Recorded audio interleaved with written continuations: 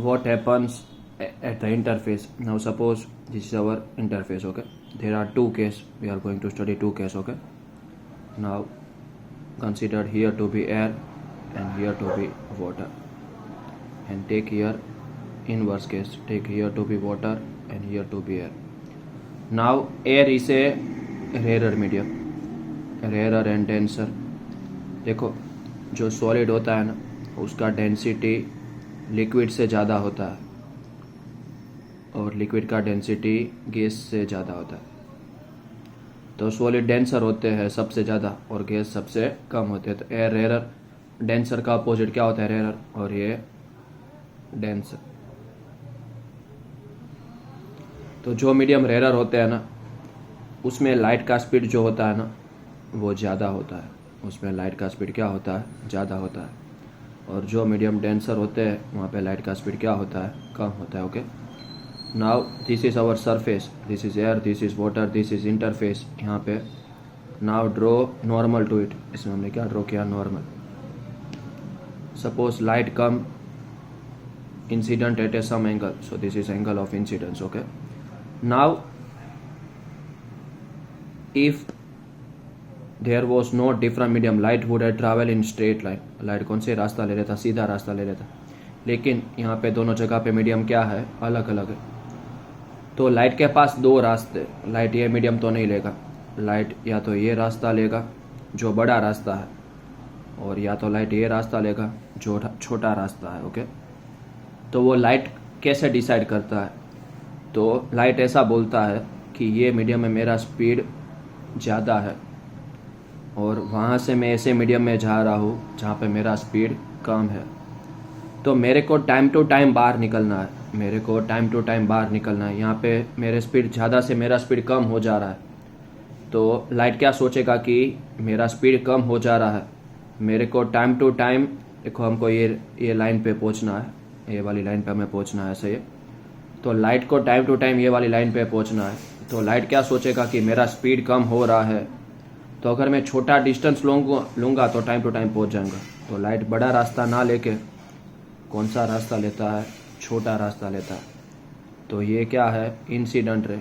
ये क्या है? Incident ray. इसको बोलते हैं पॉइंट ऑफ इंसिडेंस. इसको हम बोलते हैं पॉइंट ऑफ इंसिडेंस. और ये है हमारा रिफ्रैक्टेड रे, रिफ्रैक्टेड रे. और ये है एंगल ऑफ रिफ्रैक्शन.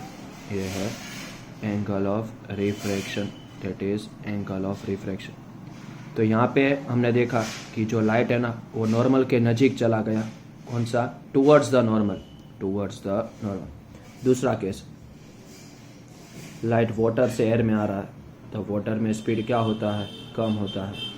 और एयर में स्पीड क्या होता है? ज़्यादा, क्योंकि वाटर कैसा मीडियम है? डेंसर. और एयर कैसा मीडियम है? रेयर. मानो कि ये लाइट आया. ओके. तो इसको बोलते हैं इंसिडेंट रे और इंसिडेंट एंगल, एंगल ऑफ. अब अगर ये मीडियम अलग अलग ना होते तो लाइट कैसा चला जाता? सीधा. Okay. Light would have taken this path. अब लाइट क्या सोचता है कि मैं कम स्पीड से ज़्यादा स्पीड की ओर आ रहा हूँ और मेरे को टाइम टू टाइम पहुँचना है, मेरे को जल्दी नहीं पहुँचना है, मेरे को देर से नहीं पहुँचना है. तो लाइट के पास दो रास्ते, या ये रास्ता ले या ये बड़ा रास्ता ले. तो लाइट ऐसा बोलता है कि मेरा स्पीड कम से ज़्यादा हो रहा है, तो मैं अगर वही स्पीड से, अगर मेरा स्पीड बढ़ गया है और मेरे को टाइम टू टाइम पहुंचना है तो मेरे को बड़ा रास्ता लेना पड़ेगा. तो लाइट कौन सा रास्ता लेता है? अवे फ्रॉम नॉर्मल वाला. तो इस बार एंगल ऑफ रिफ्लेक्शन क्या है? ये वाला है. तो इसमें जो लाइट है वो नॉर्मल से कहाँ पे जाता है? दूर जाता है. तो ये मोस्ट इम्पोर्टेंट. सो ये हमने जो ड्रॉ किया ना वो सिर्फ समझने के लिए ड्रॉ किया है, ताकि हम समझ सकें कि अगर इंटरफेस ना होता तो लाइट कैसा ट्रैवल करता? स्ट्रेट ट्रैवल करता. तो अब थोड़ा लॉजिकल ड्रॉ करते हैं. सही. तो ये रेयर मीडियम है, ये डेंसर मीडियम है. यहाँ पे स्पीड ज़्यादा होता है, यहाँ पे स्पीड कम होता है. ये एयर है, ये वाटर है. इंसिडेंट रे आया, यहाँ पे स्पीड ज़्यादा से कम हो रहा है, तो लाइट क्या करेगा? नॉर्मल की ओर मुड़ जाएगा. बेंड्स टूवर्ड्स नॉर्मल, नॉर्मल की ओर मुड़ेगा. तो when light pass from rare medium to denser medium, it bends towards the normal. अब यहाँ पे एंगल देखो, ये एंगल इससे बड़ा दिखाई दे रहा है, तो angle of incidence is greater than angle of reflection. Same to same, suppose we are traveling from water that is denser medium to rarer medium, and this is air.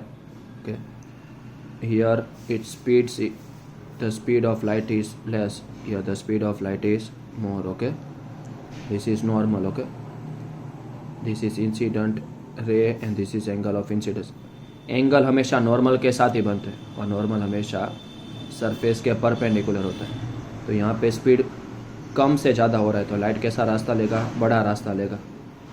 तो यहाँ पे हम देख सकते हैं कि जो एंगल ऑफ रिफ्रैक्शन है वो एंगल ऑफ इंसिडेंस से ज़्यादा है। तो यहाँ पे लाइट क्या करता है, अवे, नॉर्मल से दूर जाता है, बेंड्स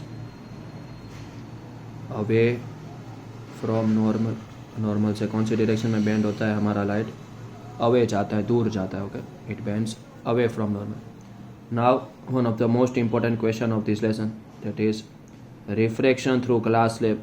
ग्लास स्लैब में से रिफ्रैक्शन कैसे होता है। Okay, we are only taking one face, सही है, ये पूरा क्यूबॉइड होता है लेकिन हम सिर्फ एक ही फेस ले रहे हैं। ये एयर है, ये ग्लास है, देखो सॉलिड है, सॉलिड का डेंसिटी ज़्यादा होता है, और ये एयर है। ये रेरर मीडियम है, ये डेंसर मीडियम है, और ये रेरर मीडियम। स्पीड ज़्यादा होता है, स्पीड कम होता है, और स्पीड ज़्यादा होता है। ओके, यहाँ से नॉर्मल ड्रॉ करते हैं और यहाँ से नॉर्मल ड्रॉ करते हैं। ओके, ये हमारा सरफेस है, ये नॉर्मल है। तो ये पहली बार इंसिडेंट रे आया तो इसको बोलेंगे एंगल ऑफ इंसिडेंस और इसको बोलेंगे इंसिडेंट रे। अब ज़्यादा स्पीड से कम स्पीड की ओर जा रहा है तो लाइट थोड़ा छोटा रास्ता ले लेगा। क्या ले लेगा, छोटा रास्ता। तो इसको बोलेंगे एंगल ऑफ रिफ्रैक्शन और इसको बोलेंगे रिफ्रैक्टेड रे। इसको हम क्या बोलेंगे, refracted ray. It is known as refracted ray. अब देखो, ये इससे परपेंडिकुलर है, ये इससे परपेंडिकुलर है, लेकिन ये दो रे कैसे थे, पैरेलल थे। तो ये दोनों भी कैसे हो जाएंगे, नॉर्मल पैरेलल। तो हम देख सकते हैं ये अल्टरनेट एंगल है, तो ये भी कैसा एंगल होगा, आर। अब यहाँ से लाइट बाहर निकलने वाला है, और बाहर निकलते हैं ना, उसको इमर्जेंट कहते हैं। क्या कहते हैं, इमर्जेंट। यहाँ पे स्पीड कम होता है, यहाँ पे स्पीड ज़्यादा होता है, तो लाइट वापस दूर जाएगा, ऐसा रास्ता नहीं लेगा, थोड़ा दूर चला जाएगा। कैसा चला जाएगा, थोड़ा दूर चला जाएगा। इसको बोलते हैं एंगल ऑफ इमर्जेंट और इसको बोलते हैं इमर्जेंट रे। इसको बोलते हैं इमर्जेंट रे। लेकिन अगर ये ग्लास स्लैब नहीं लगाते तो ये जो रे है ना, वो कैसा चला जाता, straight. It would have move straight. तो ये जो इमर्जेंट रे है और ये पैरेलल हो जाते हैं।